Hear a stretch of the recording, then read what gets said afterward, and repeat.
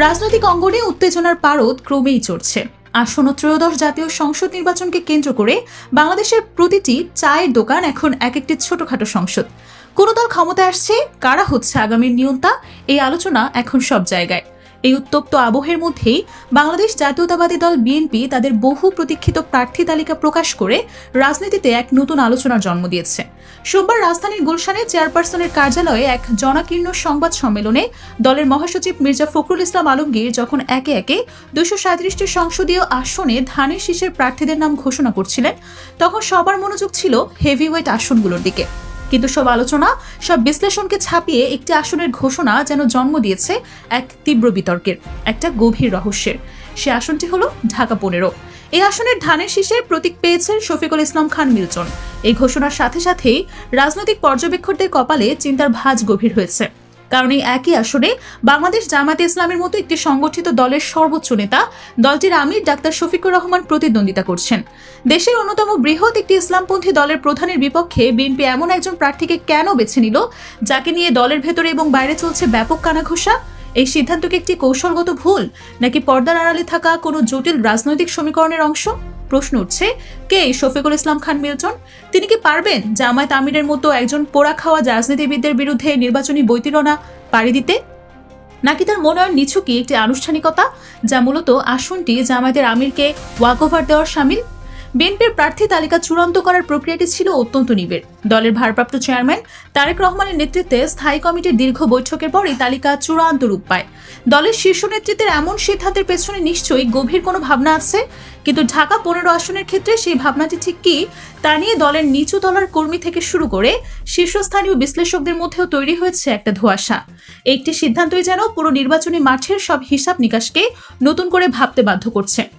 বিএনপিপন্থী হিসেবে পরিচিত এবং রাজনৈতিক অঙ্গনের একজন তীক্ষ্ণ পর্যবেক্ষক মুশফিক ওয়াদুদ তার সাম্প্রতিক এক পর্যবেক্ষণে এই বিষয়টিকে সামনে এনেছেন সোজা সাপটা ভাষায়।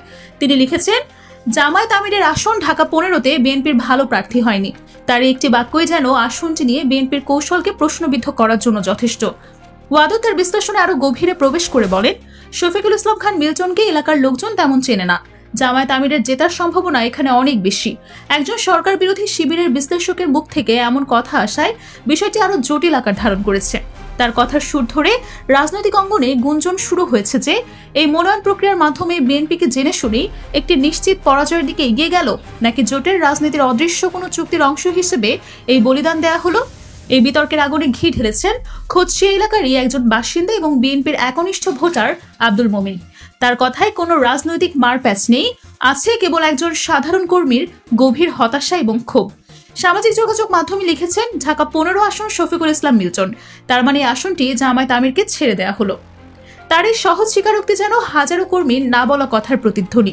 এটি কেবল একজন ভোটারের ব্যক্তিগত মতামত না, বরং এটি মিরপুর এলাকার বিএনপির সমর্থকদের মধ্যে ছড়িয়ে পড়া একটা সাধারণ ধারণার প্রতিফলন।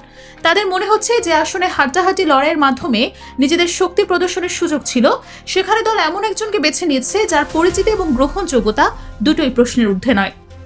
তাহলে প্রশ্ন ওঠে, কেন এই সিদ্ধান্ত? বিএনপির হাতে কি ঢাকা 15 আসনে এর চেয়ে যোগ্য প্রার্থী ছিল না? সূত্র বলছে ছিল, শুধু ছিল না, রীতিমতো একজন হেভিওয়েট প্রার্থী ছিলেন যার নাম মামুন হাসান। বিএনপির রাজনীতিতে মামুন হাসানের নাম ত্যাগ এবং সংগ্রামের এক প্রতিশব্দ। বিশেষ করে বর্তমান সরকারের আমলে তার উপর চালানো ব্যাপক নির্যাতনের কথা এলাকার মানুষের মুখে মুখে ফেরে।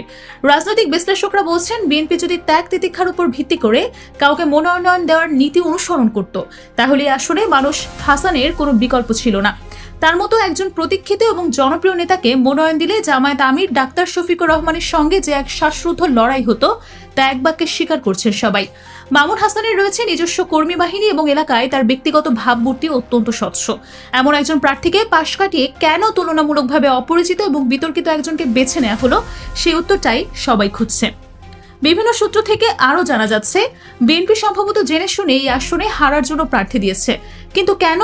একটি সম্ভাবনার কথা বলা হয়, জোটের রাজনীতির স্বার্থে জামায়াতের আমিরকে সুবিধা করে দেওয়ার জন্যই এই দুর্বলতা প্রার্থী দেওয়া হয়েছে।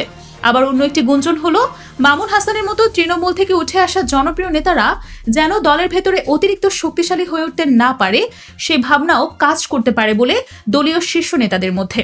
কারণ যাই হোক না কেন, আপাত দৃষ্টিতে মনে হচ্ছে ঢাকা 15 আসনে নির্বাচনী লড়াই শুরু হওয়ার আগেই বিএনপি মাঠ ছেড়ে দিয়েছে। তবে শফিকুল ইসলাম খান মিল্টনকে নিয়েও আলোচনা থেমে নেই। তার মনোনয়নকে কেন্দ্র করে তৈরি হয়েছে নতুন এক অধ্যায়।